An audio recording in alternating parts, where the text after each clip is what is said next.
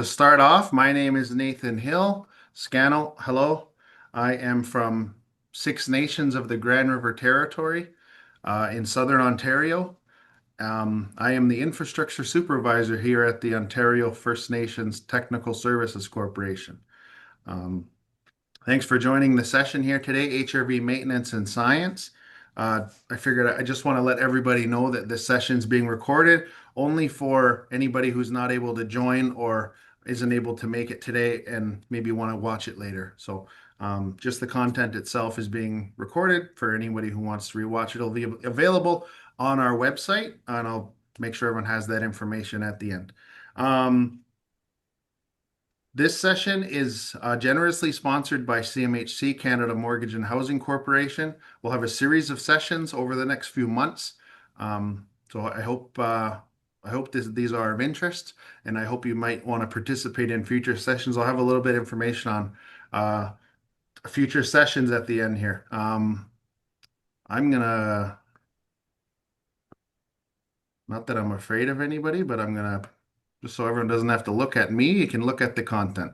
That's better. There you go. I hear you. Um, so again, HRV maintenance and science. Again, now I thank you for coming today. I will make sure that everybody has access to the slides in PDF after the session. So HRV, if anybody's not familiar with an HRV, heat recovery ventilator, mechanical ventilation device that keeps the home healthy, clean, and comfortable. Does this by replacing stale indoor air with fresh outdoor air. Here in Ontario, they're very common, very prevalent in new construction in homes. Um, I'm assuming a lot of other territories are pretty similar. Maybe they're uh, maybe being introduced. Maybe there's other technologies, but just kind of highlighting what we see here in Ontario, what I'm pretty familiar with in the homes that I have the opportunity to visit. So a bit of a diagram, just what is an HRV? Pretty simple heat recovery unit, fresh air coming in from outside through the heat recovery core. Excuse me.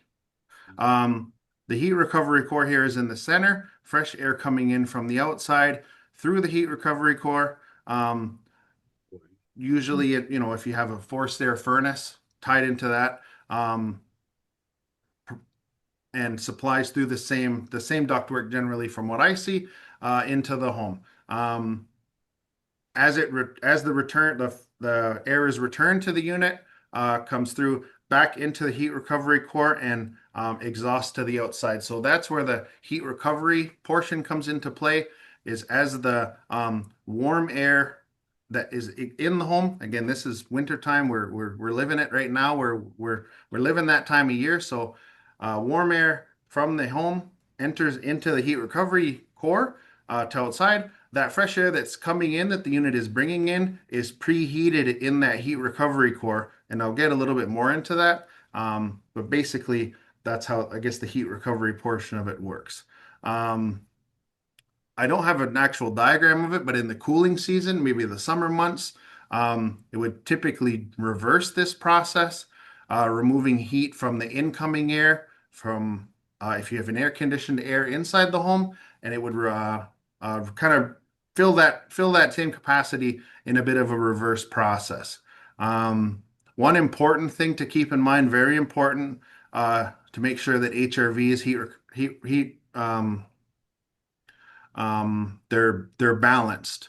Make sure they're balanced. So what that means is the amount of air that's coming in from the outside is equal to the amount of air that's being exhausted out. If they're not balanced, generally they're not going to work effectively or efficiently. It's and that's an HRV technician, that's a HVAC technician that generally is performing that as they're installed. Uh, Maintenance, we're going to get into maintenance, but it's definitely important to make sure that when they're installed, they're balanced by the installer, and maybe throughout its life cycle, um, checked by a technician to make sure it is still in balance. Again, the amount of air that's coming in matches the air that's exhausted out. Um, So again, with what is an HRV? Here's a few examples. Again, these are specific to me here in Southern Ontario. Just what it might look like. This is a life breath unit, Van E, and Venmar. Again, these are just examples, not necessarily promoting any specific manufacturer, but just a few examples of some different types of units that maybe you've seen, definitely some that I've seen, and there's a whole host of others um, that exist out there in the world. Um, so just kind of touching on exhaust and um, ventilation. So if you a home that you're familiar with, your home, homes that are in your territory, may have exhaust fans in washrooms. So this similar to what you see here in a washroom or in a laundry room. Um, Generally, these are not, they don't form part of the HRV, but they work in combination with the HRV. Something like this exhaust fan is going to be exhaust only. It's not connected to the HRV, not tied into the HRV. They're should be working in tandem in that way, but they're not directly connected via ductwork, piping, anything like that. Um, so it forms part of the ventilation system for your home, but it's not part of the HRV itself. So again, this is an exhaust fan you might see in a bathroom, in a washroom, in a powder room, or in a laundry room. Or a kitchen range hood. This is an exhaust hood you might see above a stove in a kitchen. Again, this is an exhaust appliance. It's generally doesn't form part of the HRV itself, um, but it's they're all working together. They're all working as part of the ventilation system. A couple of, I guess, areas where generally they would be part of your HRV system. If you have a fully ducted system, um, this might be a diffuser that you might see in a washroom space, maybe in a if you have a crawl space, uh, laundry room, some of those spaces where again this is providing fresh air to the unit or exhausting. Again, you might see these round diffusers, not always going to be part of the HRV, but it might be in your particular instance. So generally on the ceiling, on the wall in a washroom space, something like that. Um, this kind of rectangular grill you see here is generally one you might find in a kitchen. If you don't have one of the, maybe you might not have one of the kitchen range hood, but you have one of these as part of the HRV, as part of the ventilation system. This would generally be one in a kitchen. An important one about this that I'll get into when it comes to maintenance is um, there's usually a filter. There should be a filter in here, and it's cleanable, it's washable, it's can be maintained.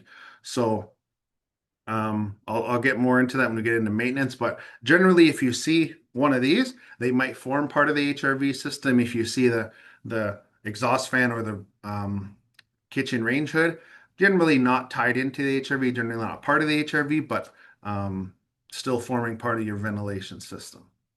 The important thing about the filter is, again, you're going to have grease, you're going to have contaminants in the kitchen, and it's making sure that it's not entering into the HRV and entering into the ventilation system itself. Um, so why do you need an HRV? Why is it important? So it's important as building codes change, as construction practices change.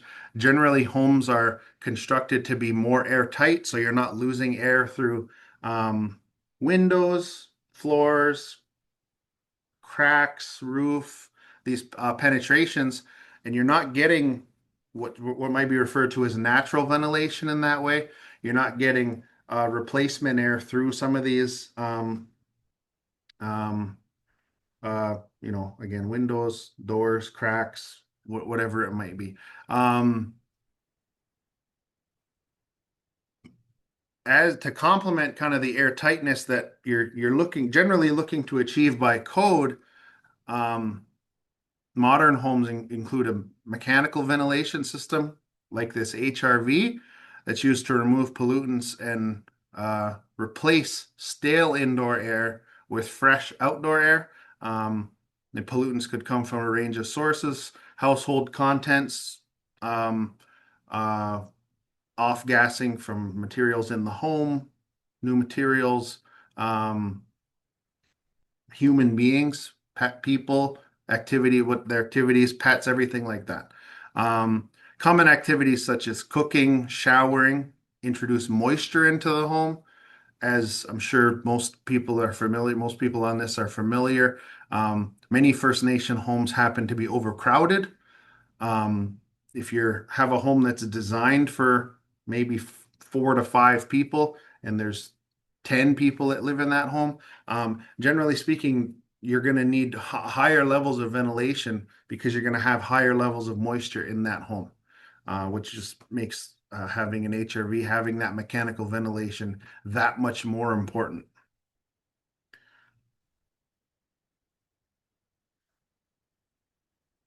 Just a bit of an example here. It's determined, this is from National Research Council, determined that an average family of four will produce just by normal activities, just living in the home, about 0.7 pounds of water vapor per hour. And it could increase to as much as 2 pounds if you're washing clothes, showering. Everyone takes a shower in the same day, multiple showers, things like that. And again, these are just normal human activities, breathing, cooking, showering, washing clothes, dishes, everything like that produces that elevated levels of moisture. So generally, I don't measure water vapor in pounds. That's just an example here. So just to kind of convert it to something that's a little bit more digestible, understandable, 1 pound of water vapor, roughly equivalent to a 16-ounce pint glass or a 500 milliliter plastic water bottle that maybe you might be familiar with.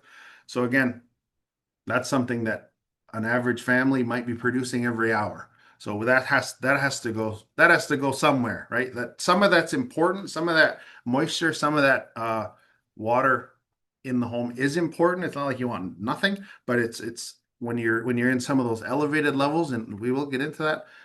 That's when it can cause issues. So again, just to made a bit of an example, just under 2 pounds of water over the course of 24 hours, 1.67 pounds of water every hour over the course of 24 hours. About 40 pounds of water um, can generally be converted to a 5 gallon water, kind of the reusable water bottles that you might be familiar with. So again, all that moisture in the home, and this was an average family of four that I was using as an example. Um, Again, for most of the communities I have the opportunity to visit, that's not often the reality. Sometimes there'd be 8 people in a house, 10, and it just increases this by a substantial amount. So, again, just to emphasize the importance of um, that mechanical ventilation as it relates to humidity and water vapor in the home. Mhm. I guess I guess sources of humidity, moisture, water vapor in the home. So something like this, crawl space, if this is something that you're kind of familiar with, that's a common practice in your area as it relates to construction. Definitely here in Ontario is pretty common. Kind of that unfinished crawl space. I have a unfinished dirt floor. Um, Generally here in Ontario, uh, might be in an area of high water table, and you're going to have those elevated levels of moisture just from the crawl space itself.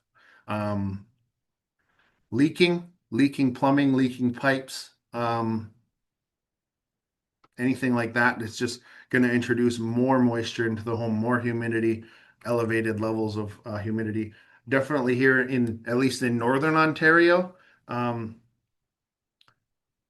Maybe unseasoned firewood storage, maybe in a basement, uh, inside the home.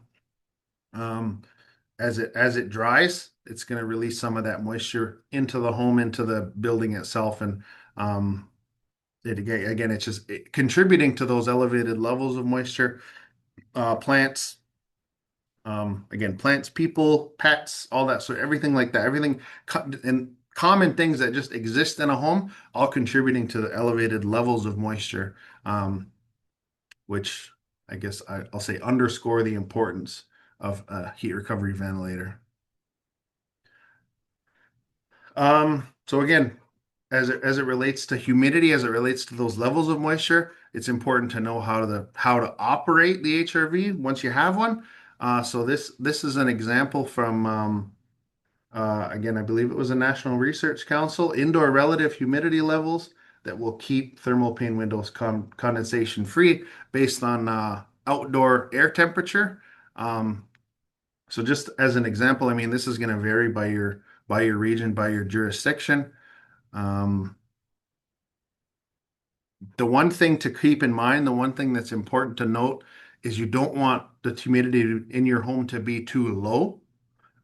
If it starts to get too low, and this is uh, again important as it relates to the HRV being balanced. If it's exhausting more air than it's bringing in, maybe you might start to see humidity levels dropping too low. If you start to notice occupants, people in the home with a dry nose, dry mouth, static electricity buildup, all signs that maybe that humidity is a little bit too low. Um, it's just um, then I guess it's kind of the opposite end of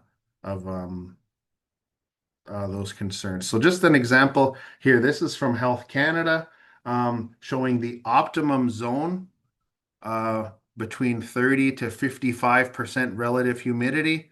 Outside of this zone, if you're above, say 55% relative humidity, um, bacteria, viruses, respiratory infections. Again, below that, you're going to get into other health issues, runny or dry nose, dry mouth, static electricity. It's all that. So again, just to keep in mind, say 30 to 55% relative humidity. So, what does that mean? How do we get there? Obviously, that's something you can measure. That's something that can be measured pretty easily. Uh, Meter will measure that, but most HRVs might have a setting, the control on it. So this is I guess an example of like kind of that, I guess, a main control that you might see it for an HRV. So, at least here in Ontario, there's a lot of units with say, a forced air furnace, have a furnace control in a hallway, and this would be kind of right next to it. So it'd be um, near each other so that uh, you can operate both of them as they see fit. So, um, generally speaking, I mean, it's any HRVs, they're all going to vary. Um, the one like the I guess common recommendation that you might see is um, operate the HRV. You can see this one has off, minimum, maximum. It can change the level of humidity. Summer, as you get to different seasons, it might fluctuate, but generally speaking, if it's operated on a low speed, kind of throughout the year round, under most circumstances, it's going to be pretty effective.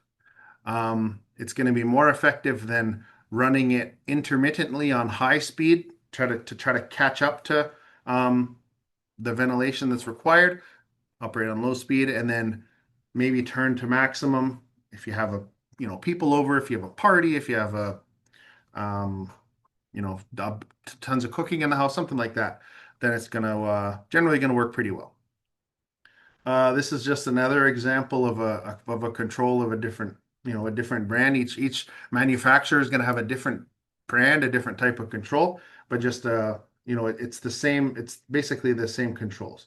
So this one, uh, you can switch between minimum, maximum. So again, high and low. You can adjust the humidity level, and then that's again this same control here. So generally, most HRV controls are going to feature those kind of similar type of controls. Um, you might have, I guess, kind of a secondary control. So this is an example that you might see in a washroom. Again, depending on the brand, depending on the type of the manufacturer of the HRV itself. This one's basically it's just a button, it's just a switch, and it's going to turn the HRV on to high. So if this is a control you might see in a kitchen, in a shower, or in a washroom, after somebody has a shower, they can turn it on and it can run for, you know, 15, 20 minutes on high, and it's going to help out ventilate some of that excess moisture. Again, if it's in the kitchen, maybe if someone's doing a lot of cooking, boiling, something they should turn on during that, and then again, it's going to exhaust some of that moisture outside. Um, Again, another example that you might see, again, generally in a washroom space, might have a timer type switch, and then again, it's going to turn that HRV to high for a certain amount of time, and then you're going to see the benefits of the ventilation for 20, 40, 60, 30, whatever time period. So important. Um, now, now that you have an HRV, now that it's operating, it's important to maintain it. So it's very, very important to keep in mind that all HRVs are different.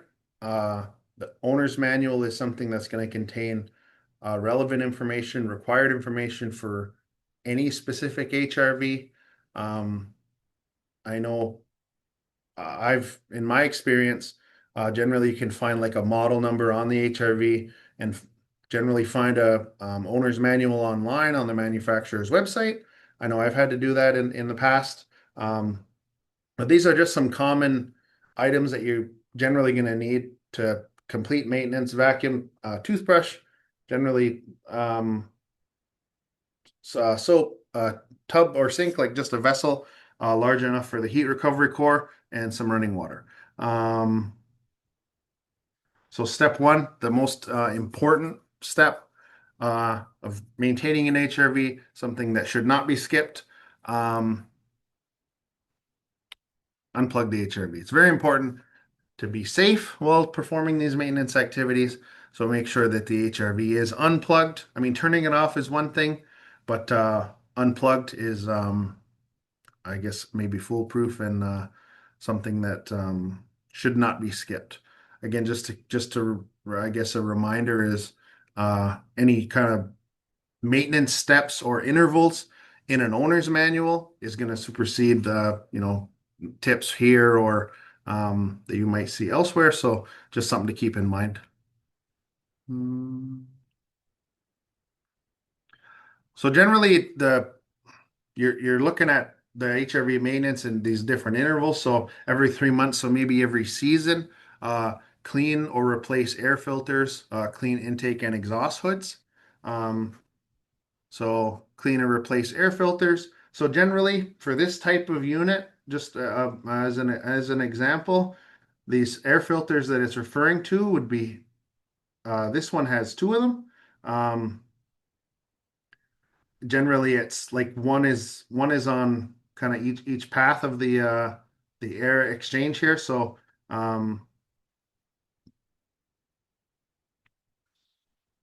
yeah, so uh, most HRV filters will be made of a synthetic foam material, similar to I guess what you can see on the picture there.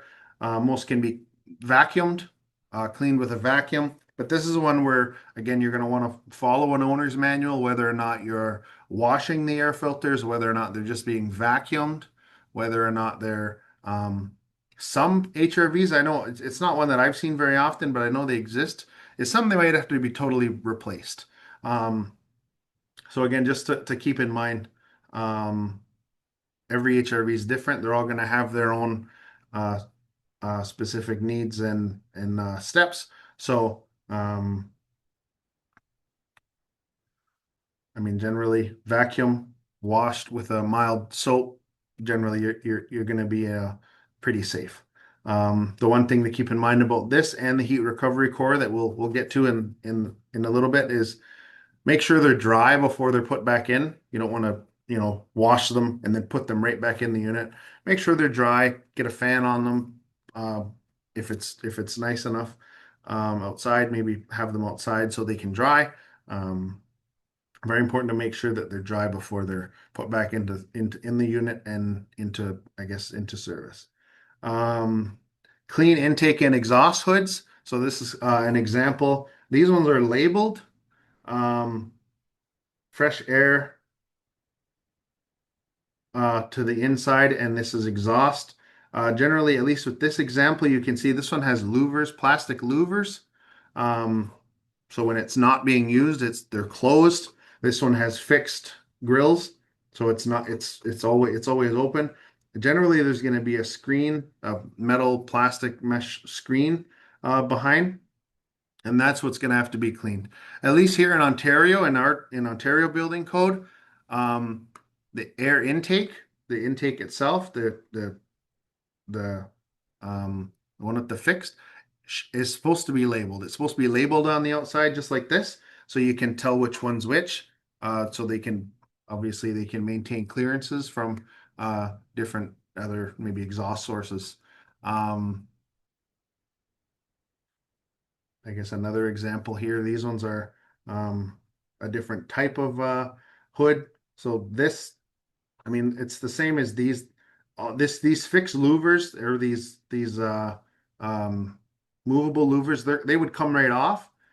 This is what would be attached to the house. These would come off, and then generally you'd vacuum clean whatever's. Again, you'd have that mesh or plastic grill in behind, and you'd vacuum that, clean that up. Same as these large hoods generally would come off, and you'd vacuum. Generally, it's an intake issue where you're gonna have to um, perform a lot of the maintenance. But it generally it's making sure that they're still in good shape. You're gonna have that mesh grill. You're gonna have. I mean, I've seen birds try to get into some of these and uh, make a nest. It's just making sure that free of debris, cleaned, vacuumed, and everything is operational. Mm, I guess lastly, I just wanted to touch on this one here is a tandem or concentric vent. So this is both intake and exhaust. It's a little tough to see, but this one has an intake coming in here and an exhaust here. And then on the outside, you're just going to have this one intake and exhaust concentric vent. So this would be dependent on the manufacturer of the HRV, the type of HRV itself, of whether or not this would be allowed or whether or not, this is something that is going to be installed when the unit itself is installed, not necessarily a thing that is going to be maintained or replaced. The only part that's going to be maintained would be the hood itself on the exterior. Again, you're going to have an intake, you're going to have an exhaust. They're going to be full of dust and debris and bird feathers and all sorts of different things. So, just something to keep in mind. Like it may not be separate intake and exhaust. It might be a concentric tandem exhaust vent here, like this example. So again, those are kind of maintenance items you'd be looking at every 3 months. Um, these are a series of maintenance items you'd be looking at every 6 months. Um, Again, the HRE manufacturer themselves are going to specify how often. These are pretty kind of general, but it might ask you to do some of these items more frequently or less frequently, just to keep in mind. So, inspecting clean heat exchange core, condensate line and drain pan, servicing clean fans. So, expecting clean heat exchange core. So again, we already did the filters. We did those last time. So now we're looking at the heat exchange core. So that's this large square um, unit you see here in the center. Um, Generally, they're R right in the center. Sometimes this one's again four-sided kind of cube type shape. Sometimes it have five sides and all sorts of host of different shapes. Um, Generally, they're made of a staggered plastic or aluminum plates. I do have a slide in coming up here, but it's basically so that the air again is able to cross through, and that's the heat recovery mechanic and how the unit itself operates. Um, so you remove, wash the heat exchange core. You can submerge. Generally, you can submerge the core in a large, like a bathtub. Submerge it. Um, but again, it's very important to make sure that it's dry when you before you put it back in. If it's nice enough weather that time of year, maybe you can take it out and run a hose, garden hose, and kind of wash it that way. Um, but again, make sure the water drips out, make sure it's fully dry, maybe a fan on it, maybe again have it outside to get some wind through it. Just something to definitely make sure that it's dry before it's inserted.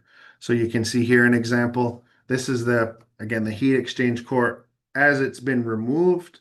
So you can see this one has an arrow pointing, that would be here that it's installed up, and generally this would slide out, and this is what it would look like as it slid out.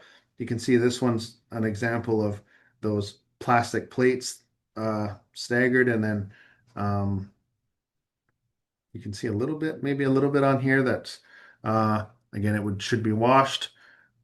Um, some again, this is one that's you're going to want to make sure you pay attention to those manufacturer recommendations. Manufacturer might not want you to wash it. Maybe they're not going to want you to use soap. Maybe they're going to want you to, they're the ones who are specifying how it should be done. But generally, these kind of plastic ones, washed, make sure they're dried, and inserted back into the unit. Um, Inspect and clean condensate line and drain pan. So again, this is the underside of the HRV itself. There's two ports that are connecting to the HRV, and then the plastic hose that as the HRV runs, it's creating generally going to be creating condensation, and it's draining out kind of through this mechanism that you see here. Generally, you'd see like a kind of a loop installed, like you see here. Um,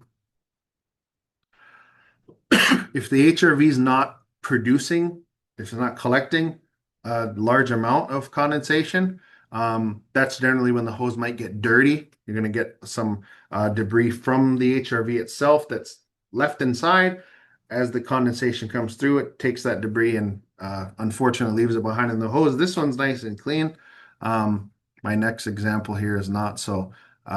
If you were to open the door and pour water inside the condensate line as it's still connected, hopefully you can flush out some of the debris that's collected in the drain pan and the hose itself. So I guess an example here. So there'd be two ports. The two ports would be on the bottom here. Generally, you'd have a drain pan on the bottom of the unit itself, and then that's where these two would connect, and the condensation would drain. This example here is showing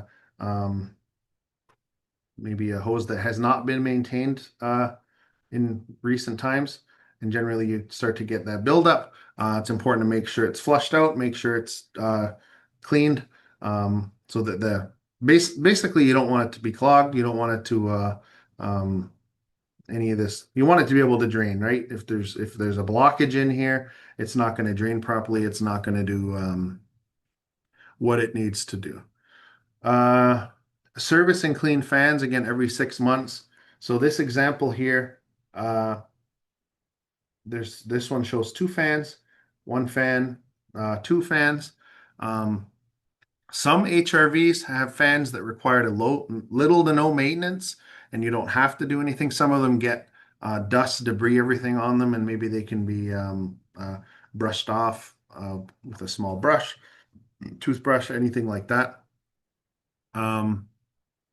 Maybe some older HRVs, some different manufacturers, they might need to be maintained as far as oiling, like the fans themselves. So again, this is something you're going to want to check the manufacturer's specifications on, the manufacturer's recommendations, just to make sure that the any maintenance to the fans are followed up on.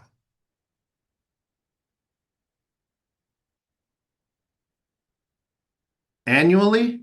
So again, this would be every year. Clean, supply and exhaust grills and diffusers, serviced by a qualified HVAC technician, and balancing.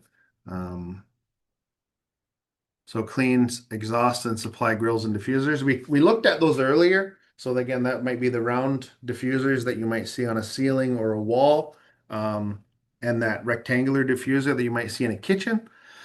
Um, the round diffusers, they're going to collect dust if they're going to collect dust over time. It can be like if this would spin, it can be removed and it'll spin and they'll be collected with dust and generally it can be wiped with a microfiber cloth, a duster, or vacuumed, whatever the case may be.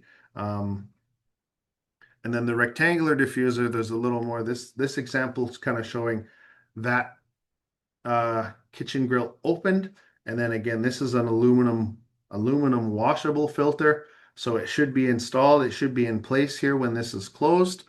And it's something that should be, uh, you take it out, you wash it, it's going to fill with grease, it's going to fill with dust, it's going to fill with all sorts of things. Just taken out and washed. It's going to be similar to material that you might see on the underside of a kitchen exhaust range hood, kitchen exhaust hood. It's going to be that similar type of material, just to make sure that some of that grease, some of that um, I guess, particulate from the kitchen area isn't making its way into the HRV or in the ductwork, anything like that. Um, Luckily, you don't have to remember all of that as it relates to maintenance. So, uh, we have a video on our YouTube channel that shows a lot of what oh, a lot of what I just spoke about. So I checked the QR code today, so it does work, and there is a link here. As I You can either scan the QR code now, and it'll take you to the YouTube channel, it'll take you to the video.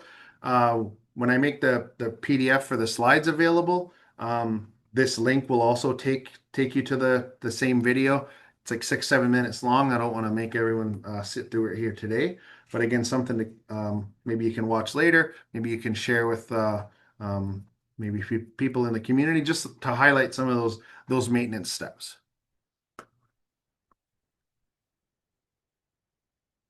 Um, so lastly, I do want to touch on ERV's energy recovery ventilator.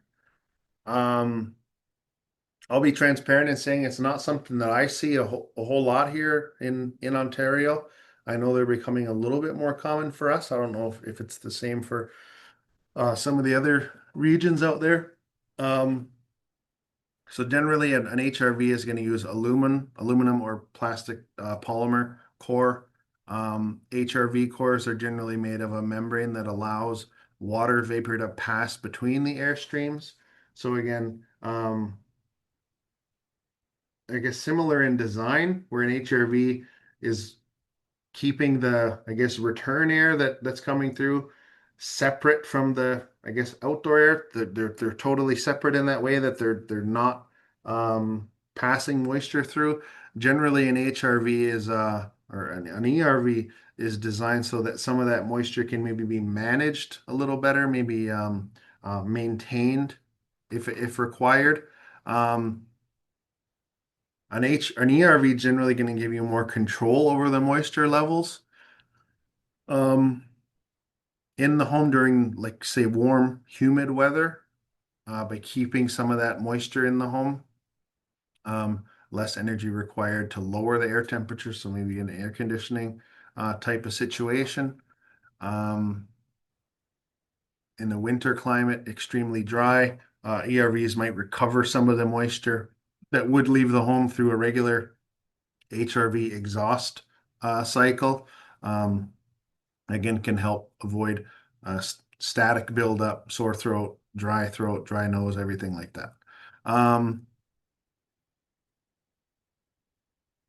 an ERV, that moisture recovery, that moisture maintenance might be more desirable if you live in a climate, uh, um, maybe, I don't know, warmer, humid type climate. Um, I know generally here for us, like it's a lot of it's relied on the heating season, the cold temperatures.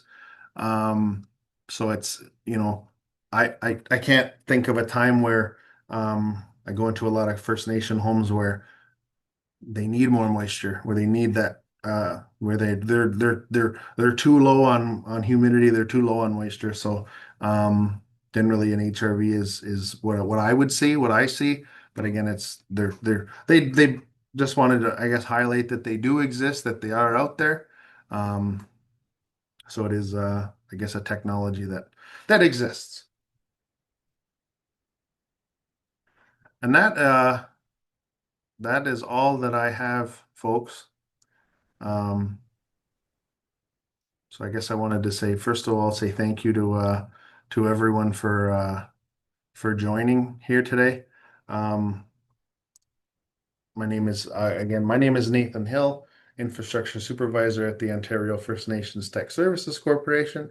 We do have time if anybody does have questions, if anybody has anything they maybe wanted to bring up, if anybody has anything that uh, I'm even open, if anybody has anything they would like to add to this. I'm all about us sharing information and working together. So um, please feel free, uh, you know, utilize the chat if you have a question, or uh, let me know verbally if anybody has anything. Morning. Good morning. Morning. Hi, my name is Bonnie LaValle. I'm from working with the Kahian Cree Nation in Alberta. I have with us our maintenance supervisor along with some of our housing staff listing on a presentation. I have a question. Now, when you say balancing, is it balancing of the HRV system or is it air balancing of some sort? So it's balancing of the HRV itself. I'm just going to go back to one of my last pictures. It'll just hopefully let's see. I'm trying to find the picture that'll. So it's basically balancing the amount of air that the HRV is bringing in, so it matches the amount of air that is exhausted out. So I guess here, so generally on most HRVs that you'd see controls on these exhaust on these ports here, and there's a lever that's going to open or close a flap in these ports, and that's what's limiting or opening the amount of air that's coming in any of those um, I guess any of the exhaust or intake ports. So this picture kind of shows it. So there's little on the front door of the unit here, there's these little plugs, they can be removed, and there's a method of measuring the amount of air that's being through the unit in as it's operating. Um, there are technicians, and again, First Nation technicians that can do that type of work, but generally that's something like a HRV technician, the HVAC technician, furnace technician that would be completing that type of work. But it is very important. So like if you have an HRV that's 10, 15 years old and nobody's been there since that, it should probably be balanced. I know um oh boy, where was my sorry, I'm just finding my okay. I know my recommendation is annually balancing. I mean, it's probably a good idea to do if you were to do it annually, but even like every couple of years, maybe if you have a number of rental units in the community, um, it's probably not a bad idea to have somebody go around and again measuring the airflow in each direction, and then you can balance from there. It's a little bit more than we're able to kind of cover here today as far as how to balance that, but it is important. I hope that kind of answers your question there, Bonnie. If you have excuse me, I'm from Cambridge Bay, Nunavut, and if you had a draft meter, you actually could use a draft meter from a combustion test kit to use that as a means to balance one on the positive side and one on the negative side of your HRV. They work really well. That's perfect. Thank you. Yeah. Does that kind of answer your question there, I think it was Bonnie. Does that work? Yes, it did. Thank you. Perfect. Thank you. Did anybody else have any questions? I guess if anybody's still thinking of a question, I put the the the the slides. They're in the chat. They're um in the chat. They should be there for everybody. Does Um, I would just like to know if when the weather gets really cold, we use a preheated coil up here that goes in on it's integrated into the system to preheat the with through use of a glycol heated through a boiler, and it's set to a certain temperature, so the temperature drops down a certain amount. How would those? I just wonder how those would actually affect the the humidity coming in as opposed to the humidity going out, of a system. yeah. No, I mean that's definitely for your area. That's something that's going to be a lot more of a concern than us here. I know in Northern Ontario it's relatively common, and I will see them. But that's the thing. If you're, I mean, maybe for everyone else's benefit, if you're bringing in air that's minus 30 Oh, degrees, yeah, um, minus 30, minus 40. yeah, it's not going to work very well when it meets that warmed air from inside, and it's generally not going to. Like generally, you can build up frost, everything like that in the unit. It's not going to operate as it should. I mean, generally, I mean, I would think that, if you're bringing in air from outside that's of that colder temperature, generally it's going to be pretty low in humidity, right? Like that Yeah, outdoor air in that time of year. Um, but then if you're, when you're meeting that indoor air, that's generally going to be higher humidity, and you get that I guess moisture, those two, I guess the temperature difference, then that's when you're going to start building up that condensation, right? yeah, yeah. All right, thanks. Um, Uh, Excuse me, our maintenance supervisor has a question here. Now, so in the winter, the heating costs go up. Sorry, I can't hear you all that great. In the winter time, Yeah. does the heating cost go up? Uh,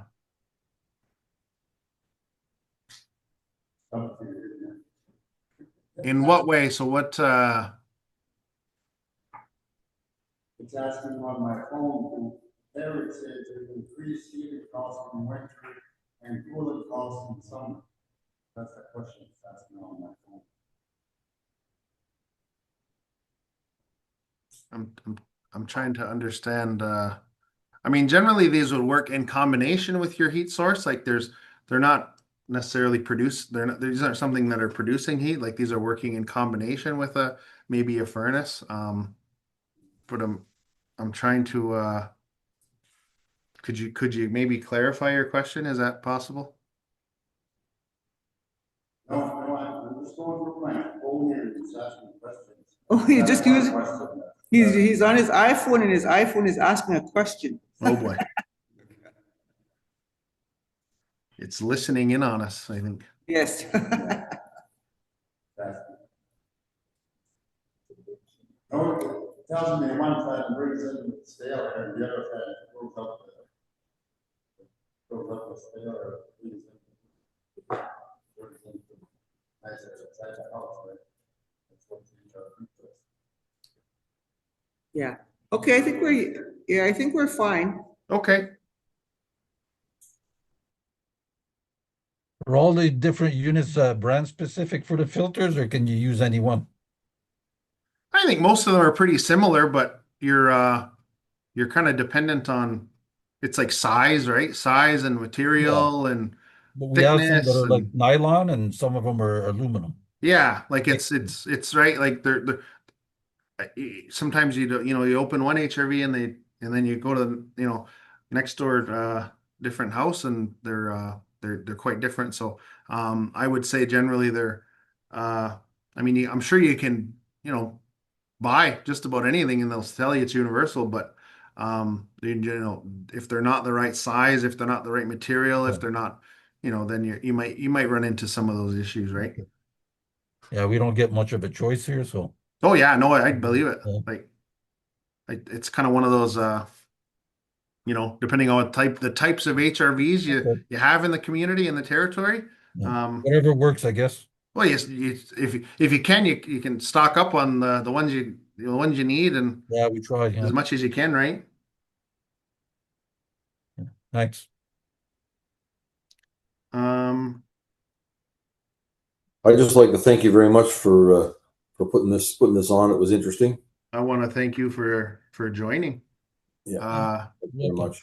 Thank you everybody for joining. Just before everyone departs there, I put a link in the chat. It's nothing nefarious. I promise you. It's just the link to if you're interested in registering for our next session. We have a session planned in December. Inspection stages, new construction inspection stages. So um, uh, it might be similar interest if this is something you're interested in. So again, yeah, for everyone for attending. Again, I'm happy to answer any questions if anybody has any more.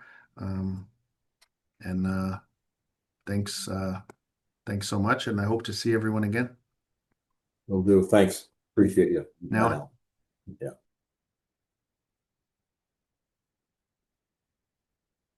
Do you know anything about air conditioning pumps, or do they have to be covered in the winter, or are they left wide open? Like the The condenser, yeah. yeah, on the outside. So Yeah. I asked that of a technician before, and they told me to leave it.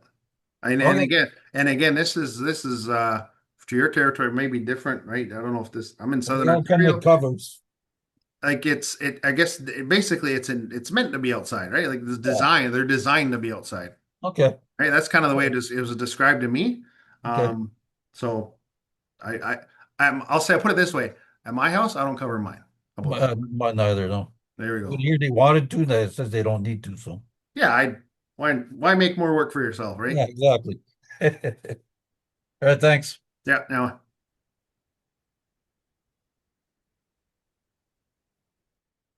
Okay, thank you.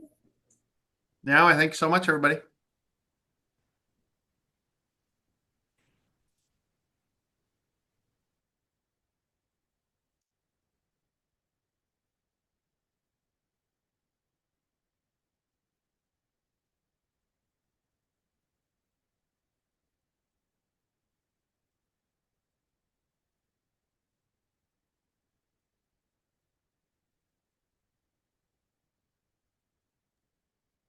You need me to stay on, Nate?